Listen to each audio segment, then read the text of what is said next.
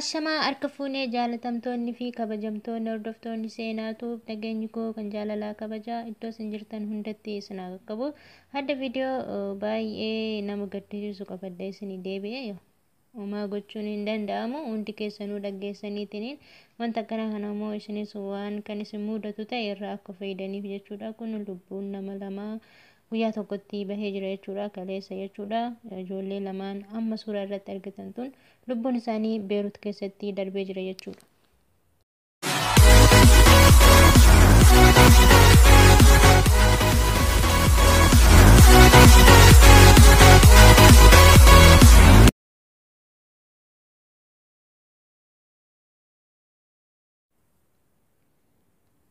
akkasumas safarri isaaniitti lubbuun isaanii fi safara Nabatii jedhamu keessatti saada lubbuun isaanii kan guyyaa kaleessaadha. Nabatii keessatti lubbuun isaanii darbee jira jechaadha. Akkasumas Itoophiyaa wida isaaniillee akkuma keenya yaa Waaqayyo lubbuu isaanii hamaaru jecha obboleewwan koo isinillee irraa of eeggadhaa isin jedha. Naadamoo lubbuun nama lamaa darbee borus immoo yoma yaada qabnu maaliif lubbuun nama biraatis bakka laalan immoo namni biraatis akka irraa of eegganidha. Obboleewwan koo lubbuun keenya gara biraatti nu baay'eetu ba'aa jira. Gizee makaraa kana keessa guyyaa kana keessa maal akka ta'uuf lubbuun keenya waan xiqqaadhaan bahan jedhamuuf yaada qabnu waliif qoonni too yaa obboleewwan koo irraa of eeggadhaa waan hundumaaf iyyuu isiniin jedha. Waaqayyoon isin haa eegu bakka jirtanitti isiniin jedha. Koodiiwwan koo nageenyi jaalalli Waaqayyo isiniif haa baay'atu. Waaqayyo gaditti immoo nullee of eeggannoo godhachuu qabanna. Of eeggadhaa isiniin jechuu barbaada. Isin biraan gahaan adaraan isiniin jedha. Sheer walii godhaa viidiyoo tana. Akkuma beekamu ijoolleen amma lamaan suuraa irratti argitan tuni jaraan isaan mookamuu madaamin isaan waliin jiraatan baay'ee kan jaalattuudha. Akkasuma immoo akka ijoollee kaanii kan daddarbamanii miti haala gaariidhaan kan jiraatan jechuudha. Yeroo isaan bishaan daakan tanaan dura inni ilaalan turanii inni ilaalanii hin daakan jechuudha. Haa ta'uyyuu malee sababa bishaan kanaatiin lubbuun isaanii guyyaa takkatti darbee jira jechuudha. Hiriyaa isheetu kana biraan gahee hiriyaa ijoollee tanaatitu kara keessattiin dubbii kana naan gahee akkasuma immoo suuraa kanneen illee isheetu naa erge jechuudha. Kanaaf wanni dhaamsa isinii dabarsu jiru jechuudha. As keessatti bishaan yeroo daakanii barumsa barbaachisaa akka kiyyaatti barumsa barbaachisaa natti fakkaata. Takka osoo hin jenne lama hin jedhanii fakkeenyaaf yeroo biddeena tolchuuf kaatutti jechuudha. Biddeena yeroo barachuutti as qal'aaniin isinitti dubbadha. Biddeena tolchuudhaaf yeroo barattutti dura ishee hongochaa jedhamu sanirraa nu barsiisan jechuudha maazaruun keenya. An akka mataa kiyyaatti ishee hongochaa yeroon ani biddeena kana xumurutti hongochaatu si hambisanaan jetti maazariin tiyya duraan jechuudha. Ishee sanirraa xiqqoo sanirraa ol guddifadhee tanan akkasitti baradha. Biddeenuma jechuudha biddeenuma tolchuu. Kanaaf ammoo bishaan daakunis akkasuma barumsa barbaachisaa natti fakkaata akka kiyyatti jechuudha. Bishaan daakun barumsa barbaachisaa nu akka Itoophiyaa keenyatti of laaluu qabna. Isaan daa'ummaa isaaniitirraan barachiisan jechuudha. Ijoollee ji'a 5 ji'a 6 yeroo dhalattee geessu akkasuma waggaa yeroo geessu hin barsiisan bishaan daakuu isaan daa'ummuma isaaniitirraa bishaan daakuu barsiisan. Kanaaf ammoo isaan daakan jennee nu cilleetti jennee itti baduu hin qabnu jechuudha. Baay'ee waan garaa nama nyaatudha. Obboleettiin ijoolleen teenya lamaan amma asirratti argitan tun jechuudha. Isaan ni daakanii isaan faana deemaniiti yeroo isaan daakuu jedhanitti lachuu bishaan keessatti hafan jechuudha. Yeroo dura manatti galanii hiriyaa ishee ilaalanuu ishiin mana jirti se'anii yeroo manatti galanii ishees ilaalanuu tuunis bishaanitti baddee duute jechuudha. Baay'ee waan garaa nama nyaatudha dhugaa rabbii baay'ee ana jechuun ofii kiyyaa baay'een itti gadde. Kanaaf hundi keessanuu bishaan daakuun duratti barumsa isin barbaachisa. Ani jechuun dhaamsa kanaan isinii dabarse hundi keessanuu isaan bishaan daakan jettanii bishaan itti daakuudhaaf yookaan mootuyyuu itti bashannanuudhaaf waan tokko ta'uudhaaf ittiin deeminaan isiniin jedha. Adaraa keessan viidiyoo tana sheer walii godhaan isiniin jedha. Obboleettiin teenya tuni waan ishiin jettu immoo irraa dhageenya haga dhumaatti hordofaati. Hiriyootan teessaniif sheer godha.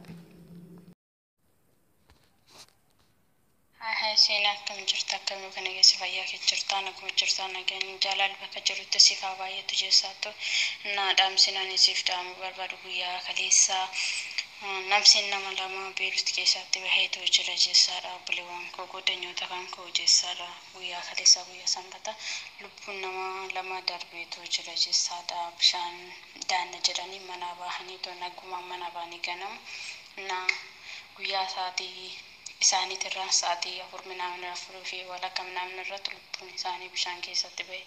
Isaan warroota isaanii osoo hin taane ofuma isaanii daakuu deemaniitu jechaadha. Na lubbuun isaan lachuutu bahee jira jechaadha. Yaa lachuu takka osoo hin argamin itti baddee lammataatis ammoo naan daakattee dhatte lachuuyyuu itti badaniitu lubbuun isaanii baheetu jira jechaadha. Immoo wanti dhaamsa kana siifamuu barbaadeef yaa kan isaanii bahee jira isaaniif immoo lubbuu isaanii amaaru waaqayyoon jechaatu kan jiruuf immoo akka isaan irraa of eegganiif akka bishaan isaanii hin daanneedhaaf akka irraa of eeggataniidhaaf dhaamsa kanasiif himee jechaadha. Isinis immoo yaa obboleewwan koo irraa of eeggadhaa. Waan hin beeknetti hin deeminaa. Waa baay'eedhaan wasiinuu lubbuun keenya darbaa jira immoo waan xiqqaadhaan akka hin baane irraaf qusachuu qabnaas ni jira yaa obboleewwan koo. Na akkasuma immoo safarri isaaniitti lubbuun isaanii bahee safara Nabatii jedhamu keessatti jechaadha. Lubbuun isaanii kan guyyaa kaleessaadha. Nabatii keessatti lubbuun isaanii darbee jira jechaadha. Akkasuma immoo Itoophiyaa wiida isaaniillee akkuma keenya yaa waaqayyo lubbuu isaanii amaaru jecha obboleewwan koo isinillee irraa of eeggadhaa isiniin jedha. Na dammoo lubbuun nama lamaa darbee borus immoo yooma yaada qabnu maaliif lubbuu nama biraatis kana laalan immoo namni biraatis akka irraa of eegganiidhaaf obboleewwan koo lubbuun keenya gara biraatti nu baay'eetu bahaa jira. Gizee makaraa kana keessa guyyaa kana keessa maal akka ta'uuf lubbuun keenya waan xiqqaadhaan bahan jedhamuuf yaada qabnu waliif qoonnitoo yaa obboleewwan koo irraa of eeggadhaa waan hundumaaf iyyuu isiniin jedha. Na waaqayyoon isin haa eegu bakka jirtanitti isiniin jedha. Koodiiwwan koo nageenyi jaalalli waaqayyo isiniif haa baay'atu. Na waaqayyo gaditti immoo nullee of eeggannoo godhachuu qabanna. Na of eeggadhaa isiniin jechuu barbaada obboleewwan koo. Ishii obboleeyyan kiyyaa akkuma dhageessan jechuudha. Waan obboleettiin teenyatu nu biraan geesse hunda keessaniifuu gorsa ta'a jechuudha. Namni osoo hin barannee waan tokkotti deemuun baay'ee barbaachisaa miti. Guyyaanis ga'u jechuudha. Guyyaa namaa geessu malee garuu lubbuun namaa hin baatu. Ta'us ammoo waan hin beeynetti bishaanitti deemuun baay'ee barbaachisaa miti. Biyya ormaa keessatti jechuudha. Reeffi namaatiyyuu gara biyyaatti galuuf hagam akka asii achi jedhamuun beeytanii keessattuu rakkina biyya tanaatiin wal qabatee kan ijoolleen ala keessa jiraniinuu isaaniif osoo beeknu kun isaan mana keessa akkuma gaarii osoo jiraatanuu sababa kanaan lubbuun nama lama darbee jira jechuudha kaleessa. Wanni kun kan ta'e kaleessa guyyaa hudii jechuudha.